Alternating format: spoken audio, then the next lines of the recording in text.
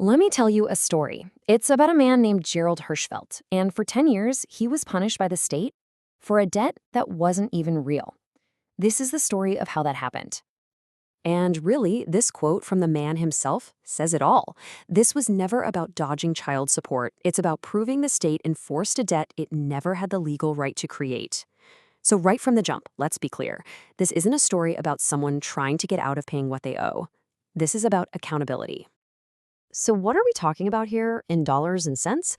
Well, the number they threw at him was $116,000, just an absolutely staggering amount of money that hung over his life for a solid decade. And this wasn't just some number on a piece of paper. The consequences were absolutely devastating. We're talking about a whole decade of hardship. His driver's license suspended 3 separate times. He was homeless, and they have this documented, for 527 days. His wages were constantly being garnished, and of course, his credit report completely destroyed. This was a systematic takedown of a person's life. So that brings us to the absolute core of this whole mess, the central question that drives this entire story. What if the court order that kicked all this off, what if it never even existed in the first place? Okay, so let's dive into part 1. We're calling it the jurisdictional black hole. And it's all about how 2 states, Colorado and South Dakota, basically broke the law to enforce this one single debt. Now, to really get what went wrong here, you gotta understand how this stuff is supposed to work.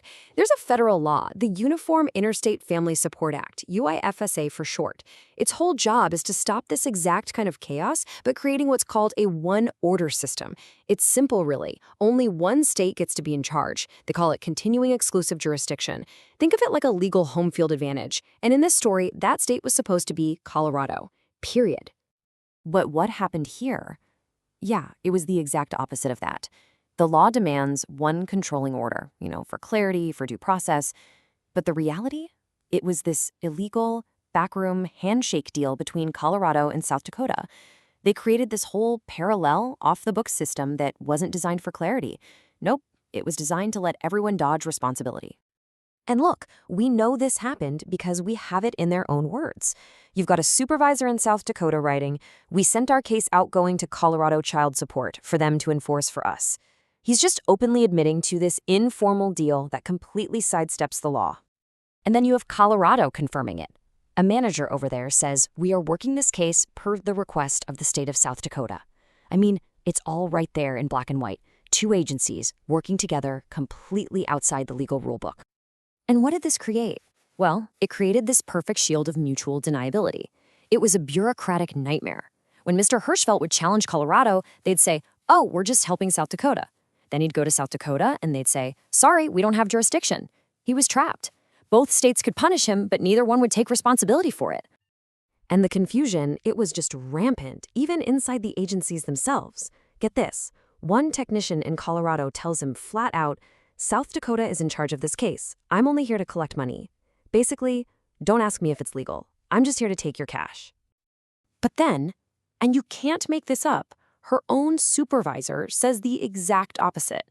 The child support order is a Larimer County, Colorado order. This would give us jurisdiction. So imagine you're Mr. Hirschfeld. You're getting 2 completely different stories from the very people who were destroying your life. This wasn't just a simple mistake, it was total chaos.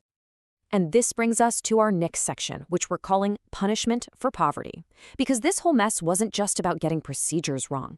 It was about how a system that's supposed to help kids was turned into a weapon to punish a parent who was already in crisis. Just look at this timeline. It shows you just how cruel the system was. In May of 2023, Mr. Hirschfeld gives them written proof that his unemployment has run out and he's about to be evicted. And what's the agency's response? You need to address this in court.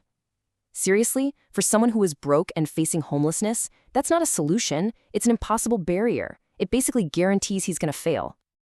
And the thing is, they just kept enforcing it, even when the facts on the ground had totally changed.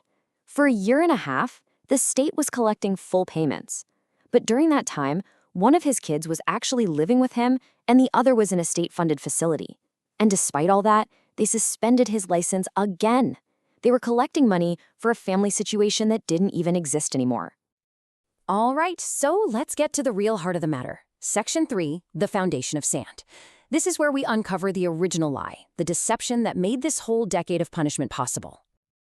Okay, so this is the crucial point.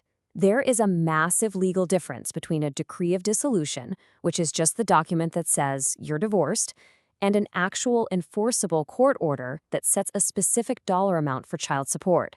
For 10 years, these agencies acted like the divorce decree gave them the authority to collect money.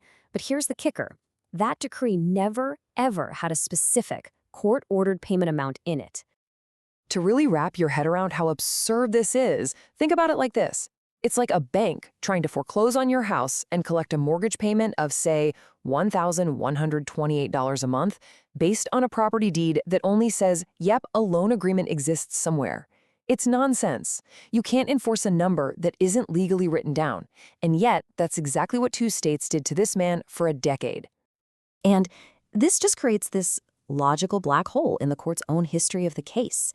The very first time a specific dollar amount shows up in an actual court order is in 2022. So that begs the question, how in the world can a court modify a child support order in 2022 that was never legally created back in 2015? You can't change something that never existed to begin with. So where does that leave us? Well, it leads to the final chapter of this story, at least for now. We're calling it a reckoning, because the legal fight happening right now, it isn't about trying to get out of responsibility. It's about demanding that the system itself be held accountable for its own massive failures. So what does justice even look like at this point? Well, it's a four-step path. First, file a motion to void. That's basically asking the court to officially admit that the original 2015 order was never legally real. Second, stop the bleeding. Get a permanent injunction to halt all of this illegal collection for good. Third, you have to correct the record. That means a full forensic audit of the entire account. And finally, step 4, restitution, requesting the return of that $116,000 that was unlawfully taken. So after all that, you might be thinking, okay, that's a horrible story for one guy, but why does this one case matter to the rest of us?